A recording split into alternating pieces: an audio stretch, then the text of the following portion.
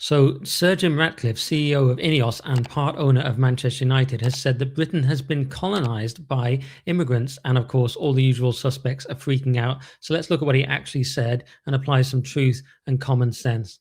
If you really want to deal with the major issues of immigration, with people opting to take benefits rather than working for a living, if you want to deal with that, then you're going to have to do some things which are unpopular and show some courage. And has this government done that? No, I think they I don't know whether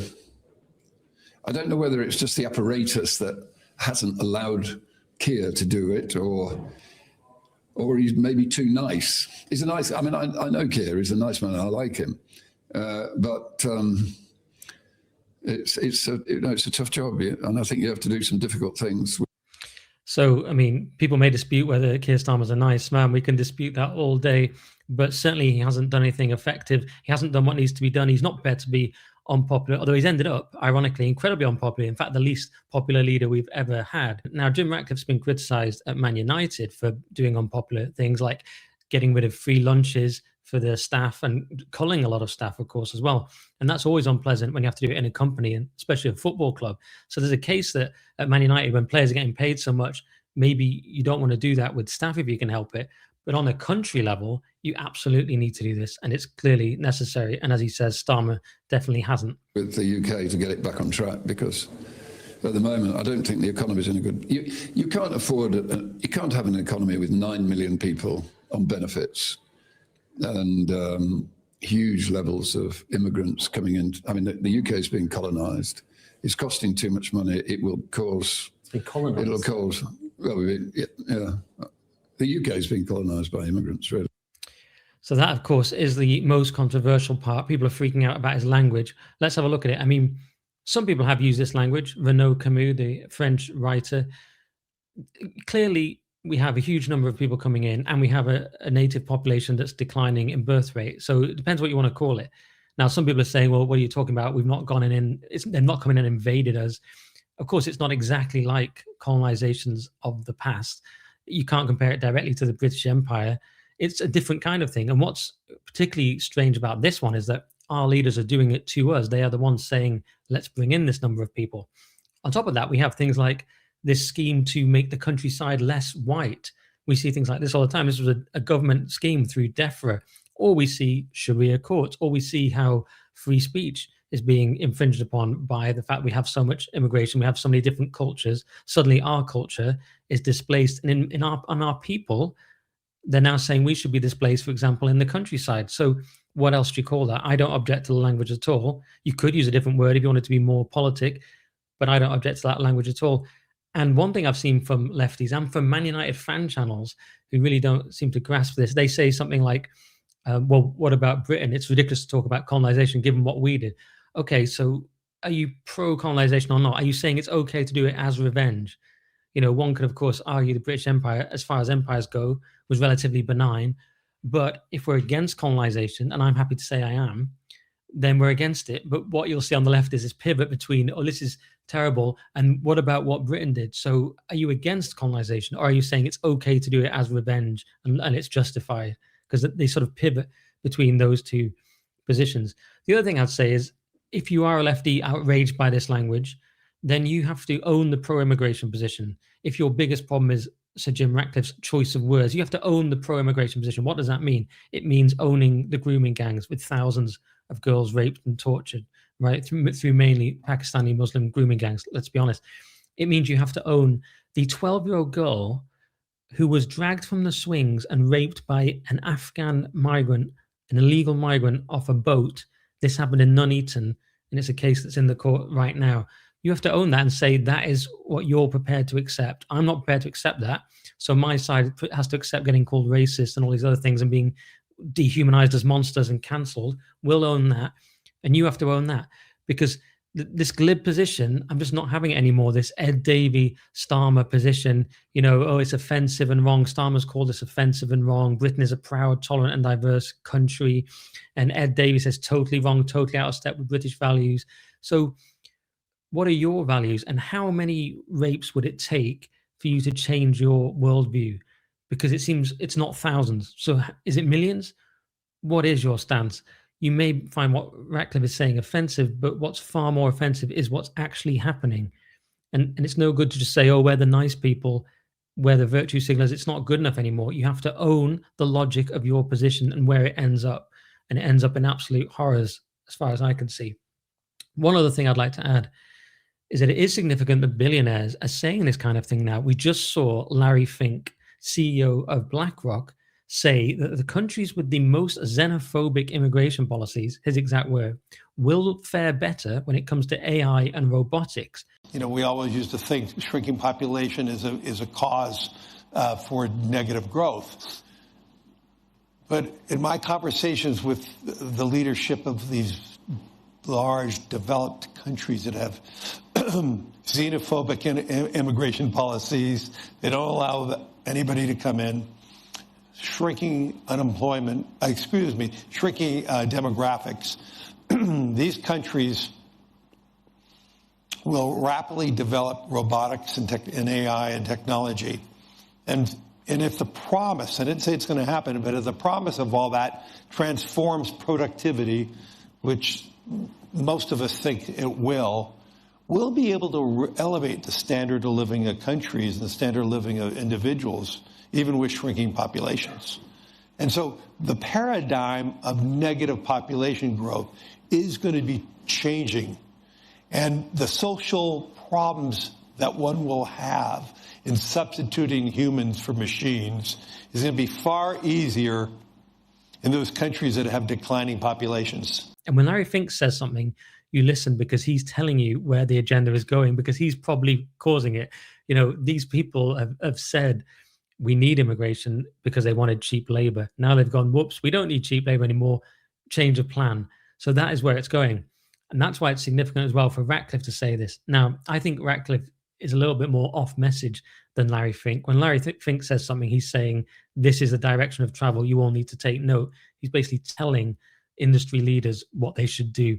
Ratcliffe, I think, is a little bit of doing that, but he's also a bit off the reservation and just having his opinion. That's my feeling, because the less cautious language he uses, he's just saying, yeah, they've colonized us. I think he's partly just saying this has got ridiculous, both on an infrastructure level and probably even a cultural level, though he only mentions really the benefits and the infrastructure and services type side of it. But I think it's very significant that Larry Fink and now Jim Ratcliffe, rich people, are saying this. Someone as influential as Ratcliffe, a billionaire, was the third, I think he was at one point he was the richest person in Britain. And according to Simon Jordan, he was the third highest taxpayer in Britain around 2017, 2018. So it's a very significant person saying this. That just shows we're at a tipping point. The arguments haven't worked. Immigration on this scale has been a disaster. And now people are saying it who aren't right-wing nutters. I think Ratcliffe voted Labour. He says he likes Keir Starmer. So it's now hit the point where billionaires are saying it. They're not right-wing nutters. They're just going, this doesn't work. One other point. We've heard a lot about the Monaco thing. Jim Ratcliffe's moved to Monaco. Fair enough. I would like people to stay in the country. I'm a very much stay and fight and die in England if you have to. But he has paid a huge amount of tax. As I said, was apparently the third highest net tax contributor until just before he left. He left in 2020. He's 72 or 73, so he's had a lifetime of paying a huge amount of money, and now he's chosen to go off because we're such a poor place for rich people to stay because we make it so hard for them. We're so antagonistic towards them, basically. So he's finally gone. I'd rather he stayed, but still, you can hardly say, oh, well, he lives in Monaco. And some people say, well, he's an immigrant in Monaco. This is very tenuous stuff. He's not talking about high-skilled immigration. And another thing on that, people say, what about the United football team? Well, I'm a lifelong United fan. Sorry to some of you, but my mum's from Bury. Half my family's from Greater Manchester. My DNA is literally 52% Northwest. I've checked it. I'm from Cumbria, but, we went to United matches. We were hardcore Man United fans my whole life. And it's literally in my DNA.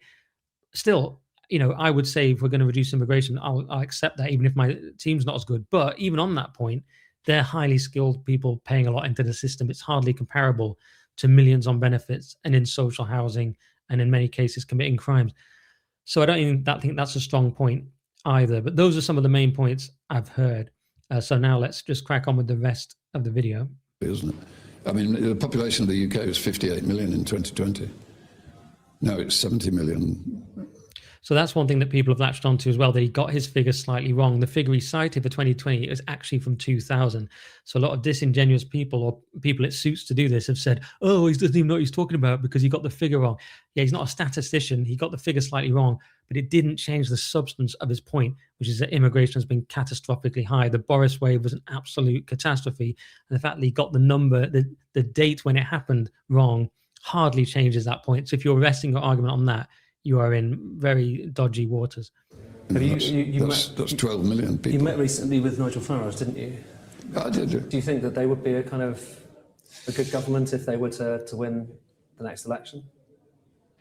I think Nigel is an intelligent man, and I think he's got good intentions, but in a way you could say exactly the same about Keir when Keir came in. But, I think... So that's very interesting as well. Ratcliffe here, like many people, is skeptical about whether Farage is going to do it. He's talked about Keir Starmer being too nice, and now he's basically saying Farage, smart but too nice. Probably also true. None of them are going to deal with it. And that's why this is an important intervention, if you want to call it that, from Ratcliffe.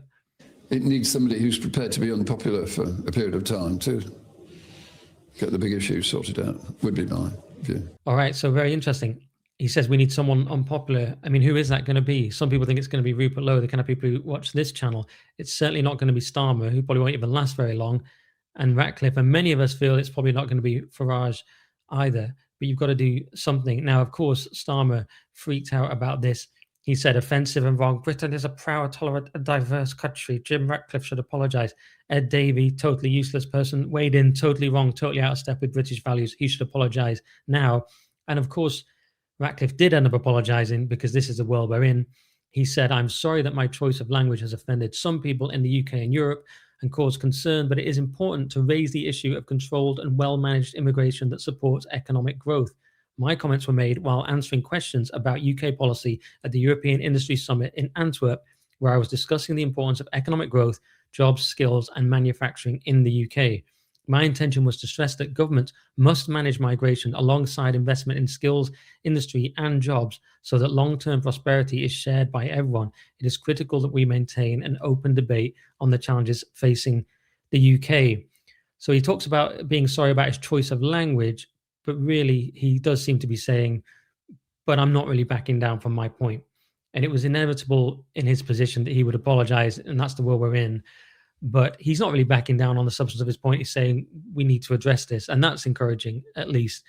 And of course, all the usual people, as I say, have freaked out. The fact that Starmer doesn't have a leg to stand on at this point. Neither does Ed Davey. I've also seen fan channels attacking him. So as I say, as a Man United fan, I've watched these channels, and not that I was expecting too much from them, but it's been really depressing, normie, lefty stuff, just making all the glib arguments about colonization. We colonize the world, about blah, blah, blah, pro-immigration. As I say, they have to own the inevitable results of their beliefs. And one thing I will say, Mark Goldbridge, is the only one who had a slightly better take. And he's known for being somewhat cartoonish and comic and over the top. So, but I wasn't surprised because he sometimes does have slightly better takes. And he said it shouldn't be politicized. If you are the part owner, and Ratcliffe's running the football side, Ineos are running the football side of Man United, even though he's like a quarter owner. If you are in that position, you shouldn't politicize Man United because you divide the fan base, and some people will like this and some people won't like it, the things he said. And that, of course, is completely true, that some won't like it and some will. Therefore, it's more sensible in some ways not to say it. But he's also a man with an opinion. He's also a business leader, so he can say it. And the other thing I'd add is football is already incredibly politicized, and you can't pretend it isn't. Look at Black Lives Matter. During that period when the Black Lives Matter mania was kicking off, it was plastered on Sky, on the graphics, BLM, and it was the exact graphic of that organization. And it was on all the advertising hoardings. And we all had to kneel, of course, all the players had to kneel. It was so ridiculous. And Sky, when it became unpopular and obvious that BLM was a radical left organization that had amongst its goals destroying the nuclear family, for example, and defunding the police, Sky tried to pivot and say, oh, it's just a general message about racism. It's like, okay, then why does it have the exact Black Lives Matter branding then? So it's a deeply politicized far left message. And now Show Racism, the Red Card, or whatever they're called, have now come out against Ratcliffe, so they're deeply concerned. It's like, we're just useless virtue signalers. But this politicization is there in football. The rainbow laces. I'm watching the other day, and there's this thing about pride, something with pride, and it's the rainbow colors. The trans flag appears, and the female presenter tells me why this is so important. It's like football has gone far left. It's gone woke, like everything else. And so Ratcliffe's just thrown a grenade into that. But don't pretend that the existing world in football is neutral in some way, because of course it isn't. It's far left. Maybe he shouldn't come out and say something this controversial. I understand the argument, but football is already far left. It's not this neutral space anymore, and hasn't been for a long time. And I noticed these fan channels didn't have much to say about Gary Neville when he came out and said that it was a disgrace that white men, somehow a Jewish person gets stabbed at a synagogue by, of course, not a white man. And he came out and said it was middle-aged straight white men who liked their own national flag that were the problem. Absolutely disgusting. I didn't see anything about that. So that was disgusting. This, I think, is far better. It's realistic. You can object to the word colonized, but basically Ratcliffe is directionally correct. It's a pity he had to apologize, but his apology at least was somewhat robust. And I think this is an important thing to say. And I think more and more people are going to start saying this because it's indefensible. I noticed Duncan Bannatyne came out and defended Ratcliffe. So if you see, if there's this green light, for the rich to come out and say these things, that is important, not because they're rich, but because, partly actually, because they're so influential, because they're not political figures necessarily, and they're not considered like very right-wing. It's important that they come out and say this. And we're seeing basically the conversation finally shift, the so-called Overton window perhaps finally shifting. Those are my thoughts. Let me know what you think, but be polite. If you like what I do, go to nickdixon.net, chuck in a $5 because I'm not a billionaire. I survive just on your good grace, really. I'm up to a fairly decent number of paid subscribers on Substack, and that keeps me going. And I put all my extra content on there, loads of extra stuff on there, long interviews, just great stuff. And with not just me, but many great guests, all on nickdixon.net for a $5 or less with the early option. Or please just like and subscribe to this channel on YouTube, and I'll see you very soon.